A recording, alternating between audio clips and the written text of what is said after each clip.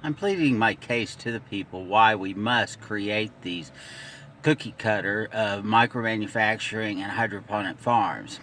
What we have going on is we have benchmarks for the highest salary and benchmarks for the lowest, which should be the bottom. Minimum wage should say this is the bottom, this is the worst you are going to ever be, is at the bottom, but that's not the case. What we have is the high benchmark is in the United States. We have seven-figure salaries and six-figure salaries, more than any other country. What we've created, we've allowed Wall Street to create, we've allowed them to create a benchmark that goes way below our minimum wage. It is the benchmark that originally was set by manufacturing in China, by the wages that we paid those poor Chinese people. Those poor Chinese people now make too much money, so we're moving the manufacturers out of there into smaller Asian countries like Cambodia and Vietnam, so we can lower that benchmark again down even lower on the bottom part of the wage income. So we're importing that poverty into the United States. So in other words, we're telling these people that are on minimum wage, this is as good as it gets. This is a plateau. We've created this plateau, and we're saying we're going to raise, politically wise, we'll raise the minimum wage, but all they're doing is making it easier for them to buy the cheap shit that's coming out of Asia at this poverty, that's made at poverty wages, but we're making it impossible for them to buy homes and cars and electronics and even go out to restaurants.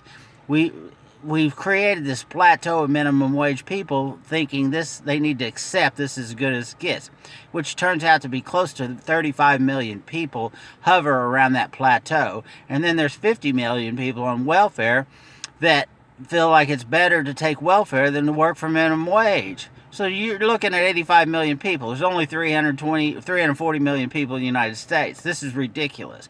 240 million working. So these numbers are all out of skew. We must create these micro manufacturings like I'm talking about, which could be put in 1,000 different cities across the United States. And what that will do is once we create a bottom, create this bottom of minimum wage, which minimum wage should be child labor. It shouldn't be for 50 and 60-year-olds, which is the case that's happening in the United States. We create a true minimum wage bottom, because what we're doing is we're making the stuff here. We're not harming, and we're still keeping global trade. But what we're doing now is Vietnam and Cambodia will have their benchmark of a bottom poverty wage, but then they'll have their top benchmark.